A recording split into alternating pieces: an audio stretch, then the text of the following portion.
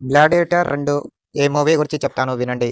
Hero తన రాజ్యంలో భార్యతో ఉన్నట్టు చూపిస్తారు. అప్పుడు రాజ్యం పైన వేరే రాజ్యం వాళ్ళు వచ్చి దాడి చేస్తూ అందరిని చంపేస్తూ ఉంటారు మూవీలో. ఏంటి తెలియాలంటే ఈ మూవీ చూడాల్సిందే.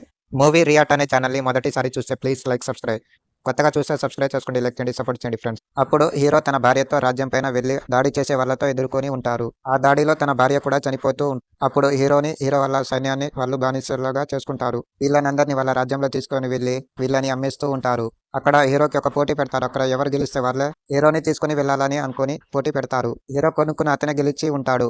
అలా ఉన్న తర్వాత ఆ రాజ్యంలో ఇద్దరు రాజులు ఉంటారు. సైన్యాన్ని ఏం చేశారని అడుగుతారు. వాళ్ళని కూడా ఇక్కడికే తీసుకొచ్చాం అని చెప్తారు. తర్వాత హీరోకి ఎన్నో పోటీలు పెడుతూ హీరోనే గెలుస్తూ ఉంటారు. ఆ రాజ్యం వేరే వాళ్ళు దక్కించుకోవాలని ఈయన కుట్రలు చేస్తూ ఉంటారు. ఒక రాజ్యం ఎలా దక్కించుకోవాలని ప్రయత్నిస్తూ ఉంటారు అందరూ. ఆ రాజ్యంలో తన తల్లి కూడా ఉంటుంది. హీరోని గుర్తుపట్టి తన కొడుకు బ్రతికే ఉన్నాడని మాట్లాడాలని తపిస్తూ ఉంటుంది. హీరోకి మాత్రం కష్టమైన పోటీలు పెడుతూ కష్టాలు పెడుతూ తనని ఎలాగైనా చంపాలని ప్రయత్నిస్తూ ఉంటారు. మూవీ లాస్ట్‌కి మాత్రం రాజులు ఇద్దరు కూడా చనిపోయి ఉంటారు.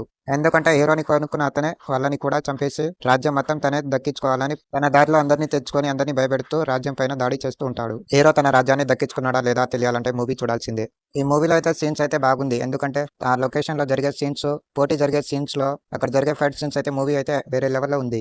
ఈ మూవీలో అయితే నాకు పడవ మీద జరిగే సీన్ అయితే చాలా బాగా నచ్చింది. అక్కడ జరిగే పోటీ మధ్యలో జరిగే సీన్స్ అయితే.